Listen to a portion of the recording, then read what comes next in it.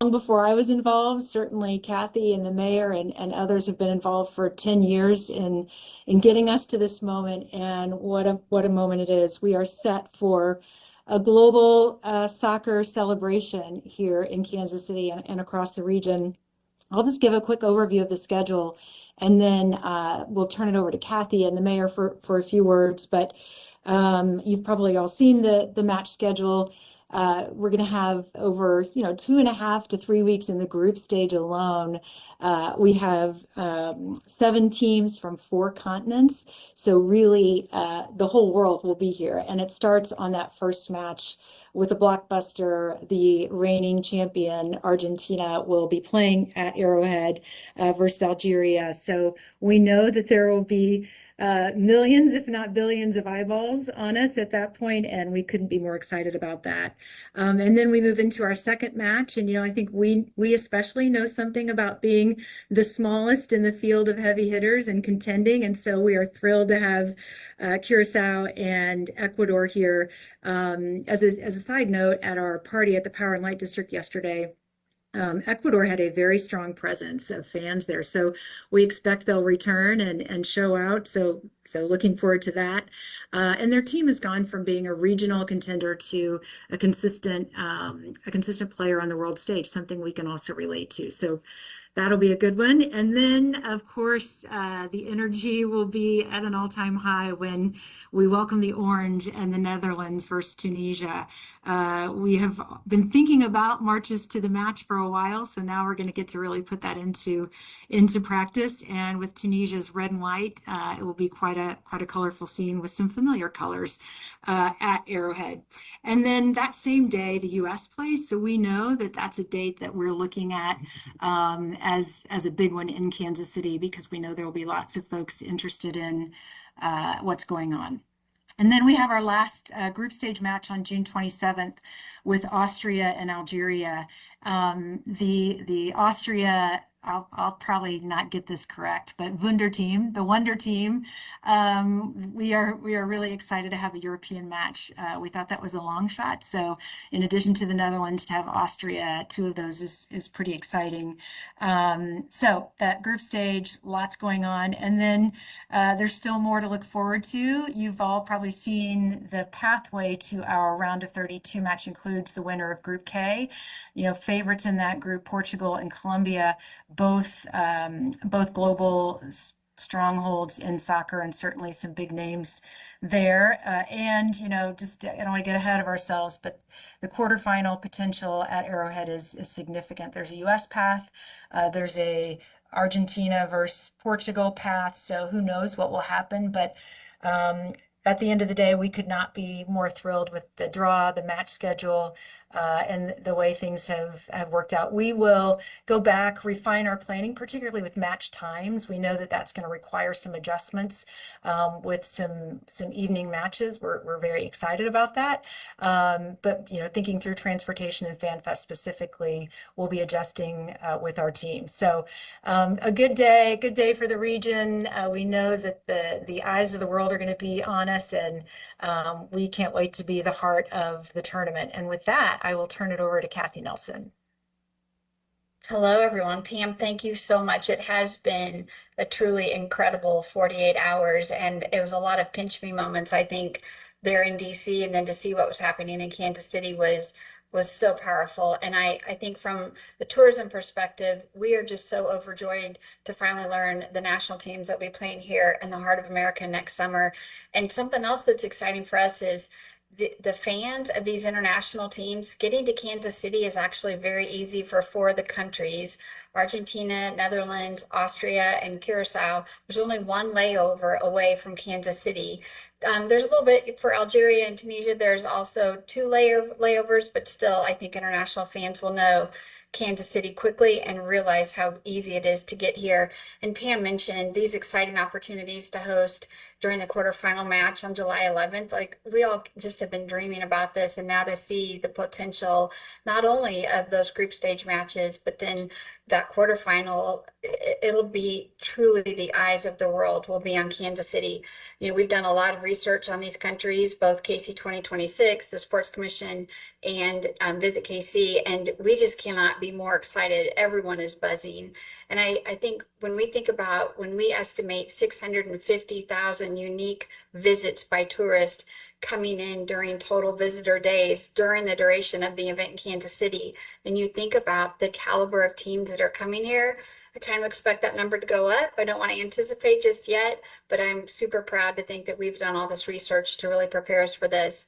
And we know that international visitor will stay for an average of 9 days. So they'll be traveling from place to place, whether that's other places that Stephen Fouts from Missouri helps us guide, in the state of Kansas, and great things to see and do over there. I think what's so cool for us is to think about these fans coming here for these incredible matches and wanting to stay and play right here in the heart of the Midwest. So with everything Pam shared, the power of the FIFA Fan Festival that's happening on the South Lawn of the National World War I Museum and Memorial, we're all abuzz. So Pam, thank you so much. And I guess Mayor Q, I'll turn it over to you. Well, excited to be with everyone. This is, it felt like it was Christmas yesterday. I guess it just feels like the holidays keep coming for our entire region. A few quick points. I know a lot of you have questions. First of all, Kansas City is ready. And what all of the work that Pam, her team have been doing, and so many others, is making sure that from transportation to safety to all the other steps that are essentials, those are well laid out. And so having more information, particularly the countries, just helps us make it a little more real. The other point that I'd want to note, and I was in DC for just a day, had the chance to visit with the head of the White House Task Force, Andrew Giuliani, actually a U.S. Congresswoman who's been fairly active in some of our funding work, people from both sides of the aisle, certainly representatives from our two states represented. Everybody is collaborating on this World Cup. And so to the extent you have any question about whether there's a way that we can get this done, the real way we're getting this done is by everybody working together, everybody making sure that we are as welcoming as possible. And that isn't just those who are in official positions, but just going around town. And Pam and Kathy, I know, came back either today or late yesterday. At the Power and Light District yesterday, you had people from all around the region there. And a lot of people saying, how can I help out? How can I be a part? How can we get involved? And so this is something that I think Kansas City is so ready for. And in terms of next steps, obviously, Kathy and Visit KC already laid it out. She already knows the flight routes for everyone. So of course you can work closely with them. We'll continue working with all of my peers from different jurisdictions. I got to see them all yesterday in terms of how we make sure there's a strong cultural outreach, not just for all the countries that will be present during the matches themselves, but certainly the base camps coming in the future and anyone looking to come to Kansas City, ranging from language access to helping people get through KCI Airport, reminding everyone that Union Station becomes a pretty popular train station again. All of those steps are key. So thank you to all of you who've been a part of it. And for us, this makes it a little more real, but certainly a good deal more exciting too. Thank you so much, Mayor Lucas. Alvaro, let's start with you because I saw your hand was up first. Thank you very much for the opportunity so quick to speak with us. So I have like two questions. We are hosting two Hispanic countries with a great fan base. Argentina, of course, the world champion, they travel everywhere, no matter what. So, and we also have some Argentinians here in Kansas City and the United States as well. So how are you preparing to welcome those communities here in Kansas City and make them feel at home? And the second question is, Kansas City, we have talked about it, could potentially host Portugal for the round of 32 and Portugal again, and again Argentina for the quarterfinal. So this will be the only and last match up between Messi and Cristiano Ronaldo. So this is historical. So what can we expect from Kansas City for such a historic moment, if that happens, of course? Pam, do you want to take those questions? I know we want to be careful about not getting ahead of ourselves, but we'll That's let you right. take a stab there, Pam. That's right. I'll start with the, how we plan to welcome all of our visitors, right? I think we know that what we do really well in Kansas City is hospitality. That is authentic. It is part of who we are. But we know that we need to think about it a little differently. So that includes language. We had a conversation this morning that we will start adding Spanish speakers to our media avails. That will be something that you can expect coming soon. All of our materials being translated, making sure that the cultures that are represented in Kansas City, that we're engaging those communities as well. And then if we don't have, we know that, by the way, that diaspora communities from Chicago and Denver and Minneapolis and really all across the middle of the country are going to come to Kansas City from around the world, really, especially with the teams that you just mentioned. So it's connecting our communities to the visitors and connecting visitors to resource here and making sure that we're being, that we're communicating and welcoming in a way that's relevant to them. And I don't know, Kathy, Yes. Steve and Caleb, Mayor, please feel free, anybody else to jump in here. I might add on the hospitality and tourism side, this is what we've been waiting for. So right now the Visit KC website has been produced in 7 different languages. And obviously we'll continue to add to that as we need to. And then also training for our hospitality workers. Now that we know the country's coming here, really focusing in and providing them restaurants and hoteliers to make sure they are informed of the country's expectations and team expectations. And then once we get through the next phase, which is now base camps, really leaning into that as well. But know that, as Pam said, all of our teams are working together to make sure that we're now that we know that next step of education is what's the critical next step. Sí, simplemente necesito practicar mi español, pero serán bienvenidos. Y con la ayuda del jefe de Kansas City, City Manager, Mario Vázquez, él es de Bolivia, y muchas personas en la ciudad, we will all be ready. And so I'll do a little bit of mine, but we have lots of folks in all of our communities, as Pam notes, who have connection, language access. We will absolutely be making sure that all know the information, know all of the different ways to navigate with Kansas City. And Kathy noted an important step, particularly before they get here. So even today, right, you are seeing access to materials in different languages. We look forward to everyone having a great international experience in Kansas City. And I'll finish learning my Spanish by then. Impressive, Mayor Lucas. Pete, you want to take it?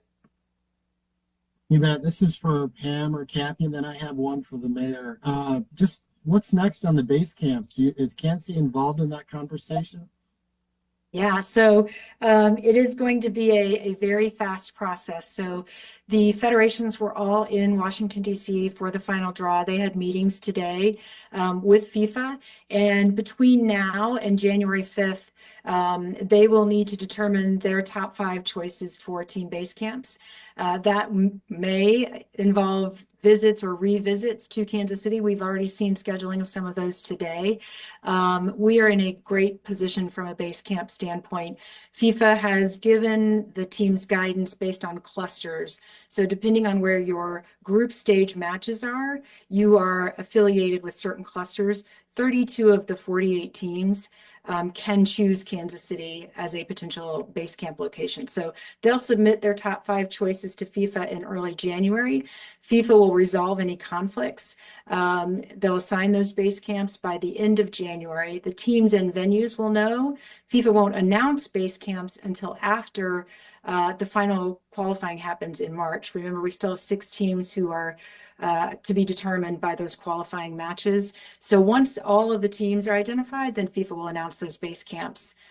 We expect sometime in April. But, Kathy and her team, Missouri and Kansas, there's a hotel paired with each base camp location. So there's a lot of coordination happening to make sure that we're collectively putting our best foot forward. Kathy, I don't know if you want to add anything to that. Everything Pam said spot on. And I also think from a tourism perspective, a year ago, we added an international tourism expert. She'd been on our staff for 25 years, but we moved Jenny Wilson on the Visit KC staff over to international tourism. So that's what she's been focused on. And this past week, with Stephen Fouts in the state of Missouri, we hosted Travel South, and we had about 400 people in from across the world to see the city, and they are very much involved in base camps, not the decisions, but they're making sure that they're ready to book those packages for their fans and their travelers as soon as these get decided. So to Pam's point, they are focused with those teams to make that happen. And once that decision's made, then the tourism light switch kicks on high. It already is on high, but it kicks on super high. And Jenny and all of our tourism team are there to get ready to welcome those countries. Can you say if any of the teams that are playing here have visited already? Can you repeat that again? Can you say if any of the teams that we know are going to play in Kansas City have already visited? I can say that some of them have. I can't say which specific teams, but I can tell you that some have. I don't believe all have, but I believe some have. I know some have. And then just one question for Mayor Lucas. You tweeted the Argentine flag yesterday. What's it mean? There's a lot of buzz about Messi coming to Kansas City again. And what's it mean to have the defending champs here and Messi playing? Look, I think there was a question kind of relating to that before. I want to share pretty clearly our excitement for everyone that is coming here. There are interesting, fascinating global stories about each and every one of these teams. And part of the reason that I think Kansas City is a unique place to share those stories is because that's our story as well. Whether it's been some of our both domestic success and global success, we managed to surprise people a lot. In fact, the fact that we even have matches, maybe not a surprise to us, but perhaps to some of the world who get to learn all about us. So obviously, there are some great brands and teams. FIFA itself shared the intrigue of having Argentina in their first match at Kansas City Stadium, but we're excited for everyone. So for me, it really doesn't matter what particular match. I know that we will have thousands, tens of thousands, hundreds of thousands of guests. We will embrace their cultures. We will make sure that as many of them as possible can get here and have one heck of an exceptional time. And in terms of the legacy for Kansas City, I'll just note this. We've had some special people come through Arrowhead Stadium over the years. We look forward to building, I think, more memories, not just for the world, but also for Kansas Cityans who know that great things happened here. Thank you. Jackson Gertz, KNBC. Hello, can you guys hear me? Excellent. Yeah, great for having me. Thanks for having me, guys. First, want to ask, kind of going off some previous questions about Argentina and Colombia and other countries that travel pretty well. That 650,000 total of people being here, could that be more with these countries that travel so well? And then also, if we do get that, maybe this is kind of getting too ahead of ourselves, but if it does come down to Portugal and Argentina for the quarterfinal, could that number still go up too with the amount of people that want to see Messi and Ronaldo in their last match? Kathy, you want to take that? Yeah. Sure. So we have worked closely in the last year with both FIFA, US Travel, Brand USA, of course, Pam's team, and have a really confident number of 650,000 minimum. So I do think now, knowing the countries, I would expect that number to go up, but I certainly can't guarantee that. I think when you think about those visitors spread out over the 6 weeks, I would not be surprised for that number to go up. And we will work in the next few months, again, with Pam's team, with FIFA and others, to really understand what those travel patterns look like. And we'll have an updated number prior to kickoff. All right, Blair, the Thank star. you. Sure. Thank you. Thanks, Haley. Hey, Pam, how about just reminding us why Kansas City is an appealing base camp site, even for countries that might not be playing here? Sure. So there are several things. It starts with the quality of our facilities. Rock Chalk Park in Lawrence, Kansas, Compass Minerals, which is Sporting's training facility in Kansas City, Kansas, and the University of Kansas Health System training facility, which is the Kansas City Current in Riverside. The investment in those facilities, not just the buildings and the training facilities, but the pitch. Specifically, we heard that this week in Washington, D.C., that the quality of the pitch at those facilities is pretty extraordinary. So that's the first factor. The second factor is location. We are a 3-hour trip flight to nearly every other host city. So the teams and FIFA want those teams to be able to easily travel from their base camp to the places that they're playing. And for teams, you know, if they're playing, they start out in LA and they're hoping to play in the final in New York. The idea of not having to move and staying in one place and being able to progress through the tournament is really appealing. So there are several factors, and you know, when they're here, we show them who we are. It's genuine hospitality. It's our authentic way of welcoming them. And the other thing that we heard this week is that there's some appeal to being in a smaller market for these teams. There is perhaps a little more freedom and flexibility for them, and you know, we think that's pretty true to who we are. So it is it's the right combination of things. There are I think there's going to be a lot of competition for Kansas City on both sides of the state line, and St. Louis too. By the way, St. Louis has 2 potential base camp locations, so lots of good things here in the Midwest. Thank you. Harold, WDAF.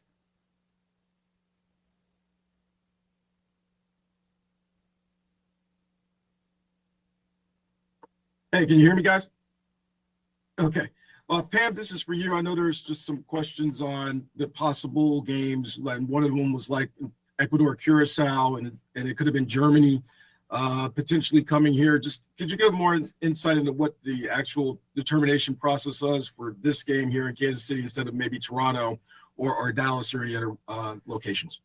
Yeah, so better question for FIFA because the host cities don't get to choose. You know, what we were told, they considered broadcast viewing windows and the countries that will be playing and how cities align with those. They also want to make sure that there is equal distribution of indoor and outdoor matches for teams within a group. So making sure that they have a level playing field. So lots in travel time. I think those are the big things. So again, we love the way we came out of it and are thrilled with what's ahead. And one more question I had, just you mentioned Netherlands being in this, and we know about the crowds they have, and I think maybe Jackson had alluded to this a little bit, but with the crowds when it comes to infrastructure standpoint downtown with all the fan fests and everything, and you know that Netherlands going to have more, just what's the preparation now that you know the teams are there and you know fan bases might be larger than say another country that you have? How is the preparations going for that? I think we'd always anticipated having larger countries and smaller countries, and that's exactly what we have. Curacao, by the way, I think there's something so poetic about the smallest host city and the smallest country ever to qualify for the World Cup. Curacao is 200,000 people. Everybody on the call has probably heard me say this, but I think there's something you know, like the Jamaican bobsled team that will endear that team to the world, and we can very much relate to that. So we will go back and look at the embassies, by the way, are informing us. They're helping us understand what kind of travelers they're expecting from their countries. You know, Kathy said same thing on the visitor number. I think what might change is peaks and valleys, and how we think about that, and also the match times. I think that's the big change for us in the immediate future. How do we think about match times in the context of transportation, fan fest hours, all of those sorts of things? So we'll be looking at all of it, but yeah, expect some fine tuning over the next few weeks and months. Thanks, guys. Alex, Sports Business Journal. Hi, all. I was actually about to ask you, Pam, about the match times. I think a couple cities I've spoken to were surprised by how late some of them were. The U.S. has some really late games on the West Coast that I imagine will be big draws at the Fan Fest, and I know you guys are planning on showing all the games, and there's some that kick off I think as late as 11 Central.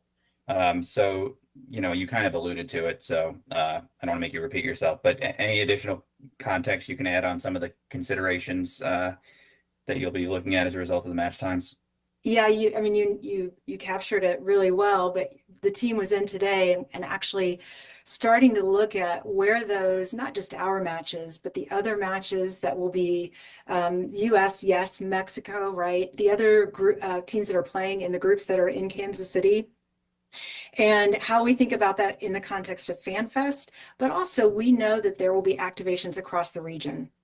We know that there will be watch parties in all parts of the metro, both states. And so there's an opportunity on some of those to push people to other parts of the region. And perhaps FanFest is not open every day for, pick a match, but we're thinking about that. I think the first step is really understanding where June 16th and 17th are big days, right? Argentina and England enter the tournament on the 16th and 17th. We know that those are going to be heavy interest days.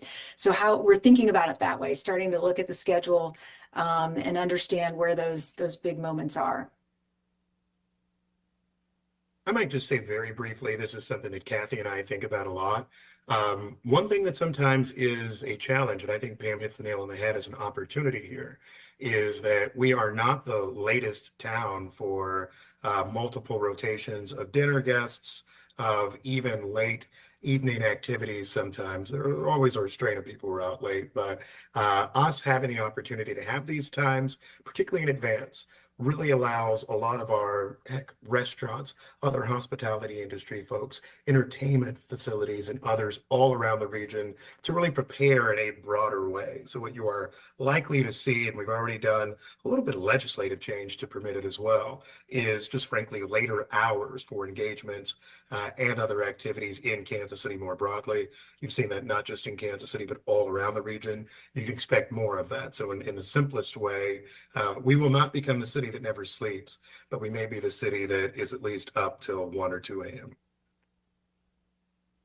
I know we are at time, but I know we do have a few more questions. So we want to try to get to those. However, any of our guests, if you need to step off, we understand. Let's go back to Alvaro at Telemundo. Yeah, thank you very much. Just a quick question. I don't know, everybody is preparing for this event.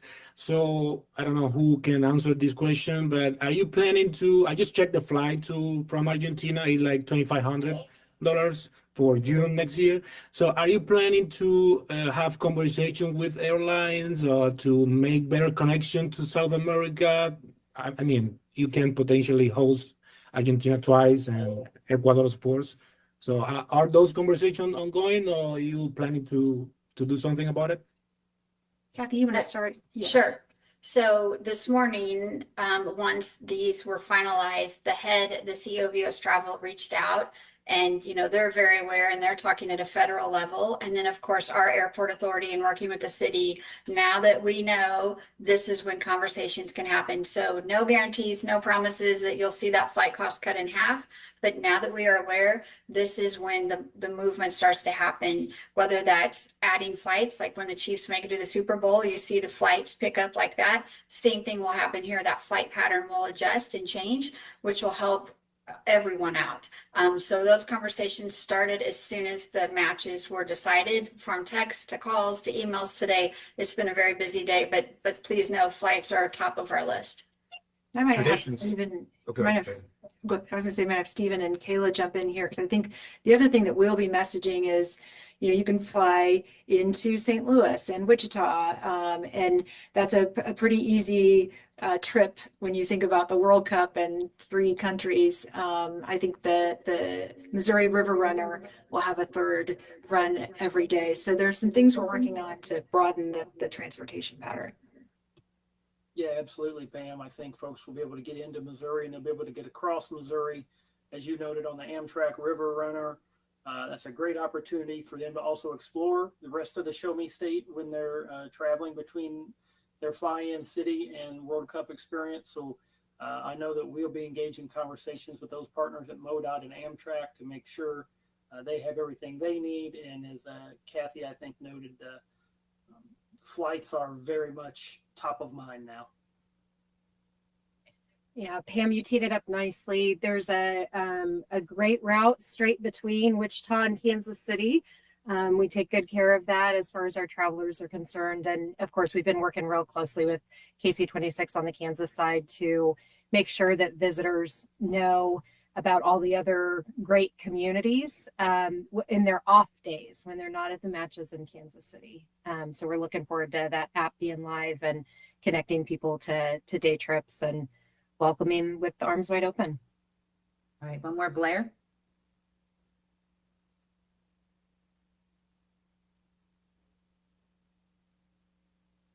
I think you're muted still, Blair.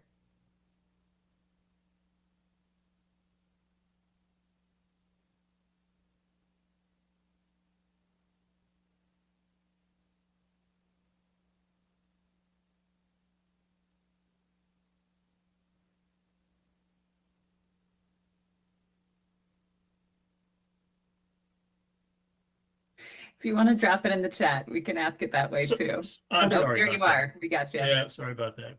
Pam, this is for you, Pam, and just it's more of an itinerary question for teams that are going to come to Kansas City and not be here at a base camp. Do you have any idea how long, when they would come in and how long they would stay and what their presence in Kansas City would be like when if Argentina comes without being in a base camp here? Yeah, so let's talk about the group stage because I think that's what we have the most information about now. What we expect is they will travel on match day -2 or match day -1. It really will depend on the team, the coach, their preference. But there are 2 venue-specific training sites. So Children's Mercy Park, which is Sporting Kansas City Stadium, and CPKC Stadium, which is the Kansas City Current Stadium. Those are our venue-specific training sites. So teams will fly in if they're not base camped here, match day -1 or match day -2. We provide that training site. Again, those stadiums were a huge part of our bid and the reason that we have the World Cup. And then they will stay. There's a hotel that's connected to the venue-specific training site. And then depending on the team's preference, they'll either immediately leave or fly out match day +1. Now, what we're hearing from that's the team, right? What we're hearing from embassies is that fans, officials, business clients, it's a longer stay. They're coming in much like you would the Super Bowl. You heard Kathy say 10 days for the international visitor. If you're coming for a match, that's at least a 4-day trip. So it depends on the audience. And then the media, your colleagues from across the world, we believe will be here the whole time. So lots of different audiences, and it really just depends on who we're talking about. All right. Any final words from our guests, Kathy, Mayor Lucas, Stephen, Kayla? Just keep sharing the Kansas City story. We need you all to help us create this buzz and energy, and we are grateful for all of you. Yeah. I think I'll say I got to share this in DC the other day when I was with Pam. Kansas City has a unique story on the world stage too. As we engage with international press, lots of folks are talking about the intrigue of Kansas City. They know the passion of our fans. And so we look forward to sharing the story of both of our states, and more than anything, recognizing that I think a lot of people will be interested just in how Kansas City is doing, what they can experience here. So there'll be more than adequate air capacity, I think, to make sure that many can come see us. As Kathy noted earlier, we had 17 countries represented at Travel South USA Showcase earlier this week. Kansas City was a magnificent host, with the Chiefs having played abroad a couple of times in the last few years. They have built up a fan base of people from around the world who are not only excited about international football, but about American football. And so I think Kansas City is certainly well positioned to bring a lot of excitement and a lot of attention from our international travelers. The folks who were here were, again, blown away, even though probably wasn't the mayor's favorite thing to deal with on a Monday, dealing with 5 inches of snow right after the Thanksgiving holiday. They loved it. They thought it was charming. They thought the city was delightful, and they are all looking forward to coming back. Yeah, Kayla, anything you want to add? But I'll maybe wrap us up. We're excited and looking forward to hosting our friends and neighbors from all over the world. Yeah, I would say that I wish everyone in the region could have experienced what what we were able to experience this week in Washington, D.C., which is people are talking about our region, and they're talking about it in a what is Kansas City doing that is so special? And, you know, how is it that they're turning up in every conversation around leadership and the World Cup host city to watch? So it is because of the collaboration that the mayor talked about. You see it, I hope, here on this call. It's a privilege for those of us who get to go and represent all of the people who are working hard and helping us deliver this. But it's making a huge difference, and I think that's what's going to set us apart, so that people not only visit in summer of 2026, but they want to come back to visit. They want to locate business here. They want to invest here. They want to raise a family here. And I think that's the real opportunity we have to introduce our great city and region to the world and show what's so special about it. So as Kathy said, please keep helping us share that story.